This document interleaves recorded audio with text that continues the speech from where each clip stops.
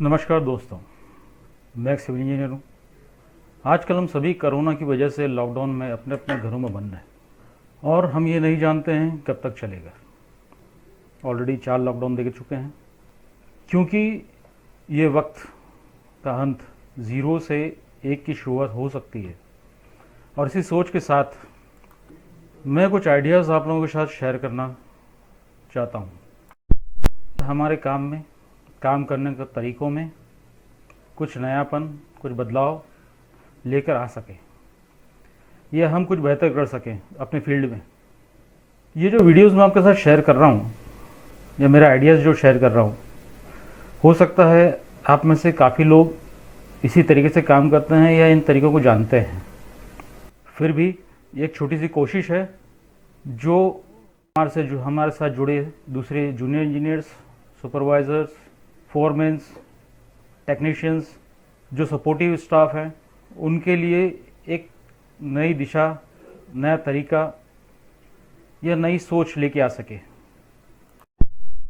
और इस नई सोच के साथ हम अपने काम को, अपनी कंपनी को, अपने देश को कुछ बेहतर दे सके। और इसी लाइन में आगे बढ़ते हुए ये मेरा पहला वीडियो है। रिस्पॉन्सिबिलिटी का मतलब हम सभी जानते हैं। इसका मतलब है जिम्मेदारी या जवाबदारी।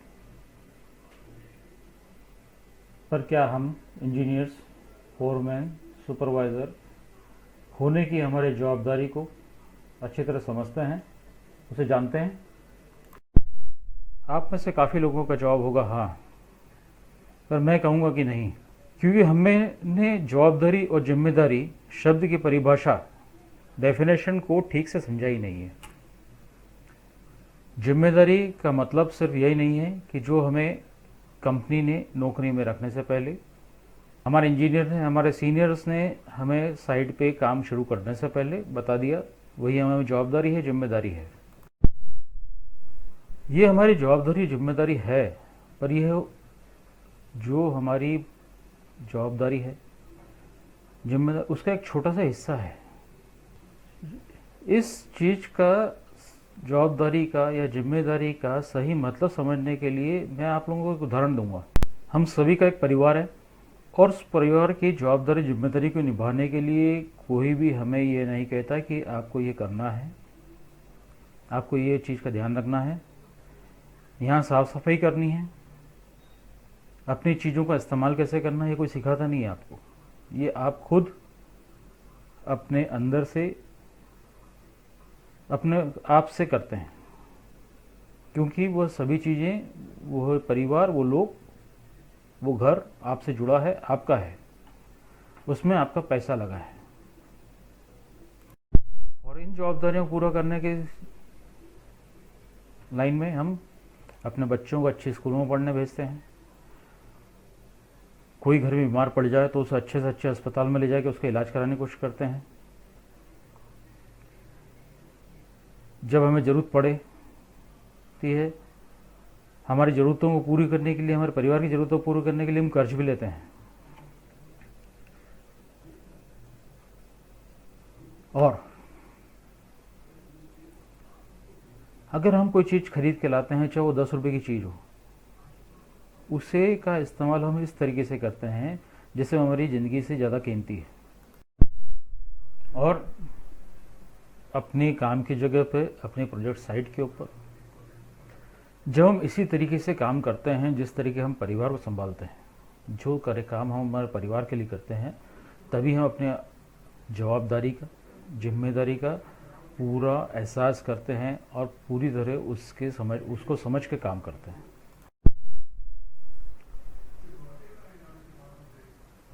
जब तक हम इस तरीके से काम नहीं करते हैं, हम सिर्फ हमारा दिमाग लगाते हैं, हमें जो बताया गया, जो समझाया गया, उसी जवाबदारी को हम समझते हैं और वही समझते हैं कि यही हमारी जिम्मेदारी है,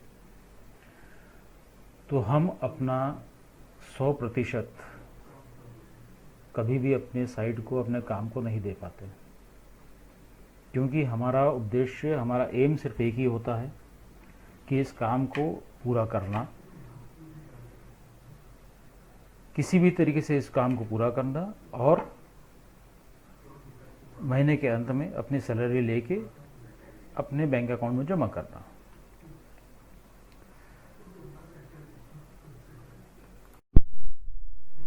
पर इसी जगह पे जब हम हमारी जवाबदारियों को, हमारी जिम्मेदारियों को समझकर उसे एक परिवार की तरह हमारा खुद का है इस तरीके से हम समझ कर करते हैं, तो हमारे काम करने का तरीका में काफ़ी बदलाव आते हैं, क्योंकि उस समय हमारा दिमाग और दिल दोनों एक साथ काम करते हैं और एक ही जगह काम करते हैं। हमारा ध्यान किसी और जगह नहीं होता और हम अपना 100% वहाँ दे पाते हैं। ये 100% देना से क्या फ़ायदा होता है? आप काम को अपना खुद का समझ कर करने लगते हैं, तब उसके लिए जो आपकी लगन है वो बढ़ जाती है। आप काम को अपना मन से करते हैं और ये आप सभी जानते हैं कि मन से जो काम किया जाता है, दिल लगा जो काम किया जाता है, उसके वो काम अलग ही होता है, उसमें कभी कोई कमी नहीं होती। और जब आप अपने इस काम को आप ये समझेंगे कि मेरा खुद का है, तो आपका नज़रिया बदल जाएगा। आप कंपनी के सामान को अपना समझेंगे, कंपनी ने जो काम आपकी टीम को दिया है उसे अपना समझेंगे, आप टीम को अपना समझेंगे और उसका तरीका, आपके काम करने का तरीका, सब कुछ बदलेगा। आप कंपनी के सामान को पहले से ज़्यादा ध्यान रखेंगे, कोई चीज़ खो ना जाए उसका ध्यान रखेंगे। कंपनी की जो मशीनें हैं, जो टूल्स टेकल्स हैं जो हम यूज़ करते हैं रोज़मर्रा अपनी साइडों पे, उनका मेंटेनेंस बार बार ना आए, उनका रखरखाव ध्यान से उसका आप ध्यान रखेंगे। काम की वर्कमैनशिप आपकी बढ़ेगी, क्वालिटी बढ़ेगी, रीवर्क कम होगा। और इन सभी कारणों से जो प्रोजेक्ट के अंदर हम चाहते हैं कि हम जो एक प्रॉफिट गिन के चलते हैं कि हम इसके अंदर, और हम जब प्रोजेक्ट साइट पे उतरते हैं कि हम ये सोच के उतरते हैं कि इस काम को अच्छी तरह से करके प्रॉफिट मार्जिन लेके बाहर निकलेंगे।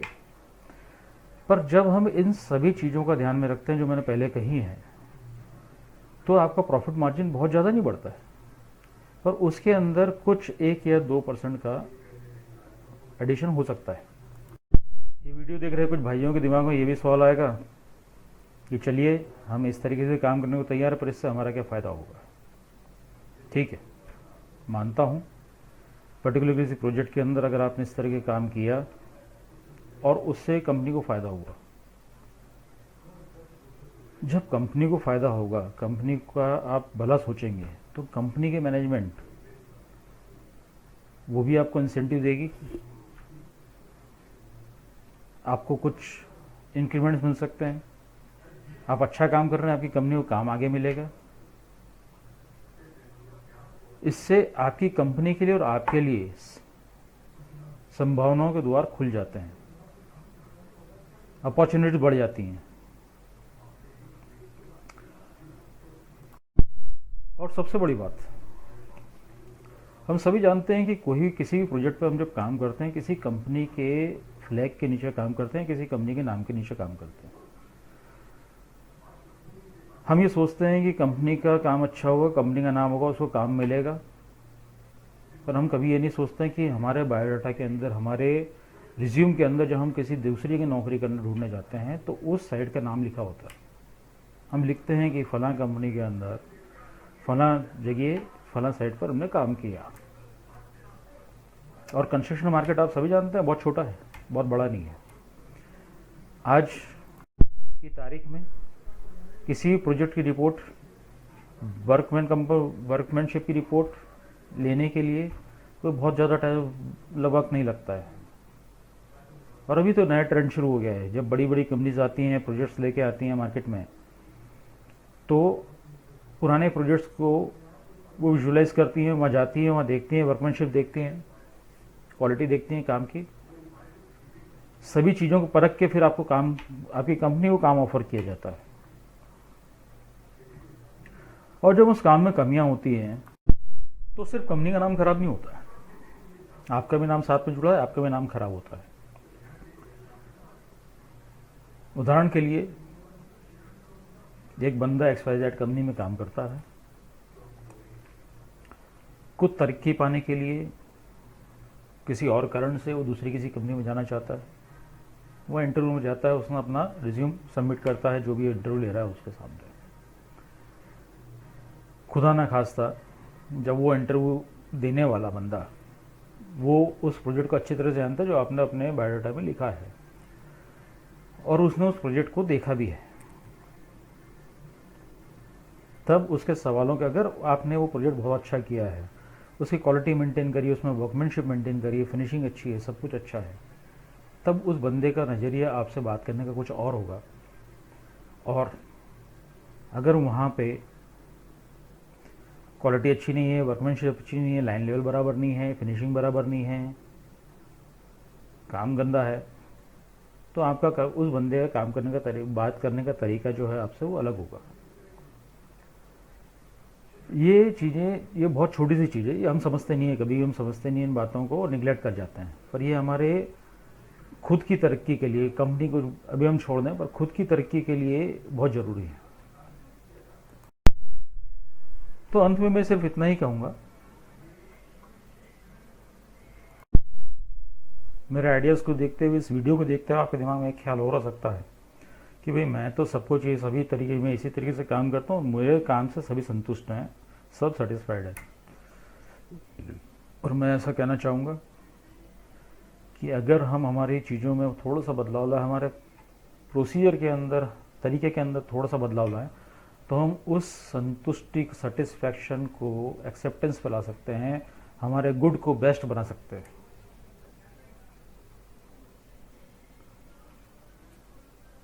तो इस वीडियो को आप ध्यान से देखें,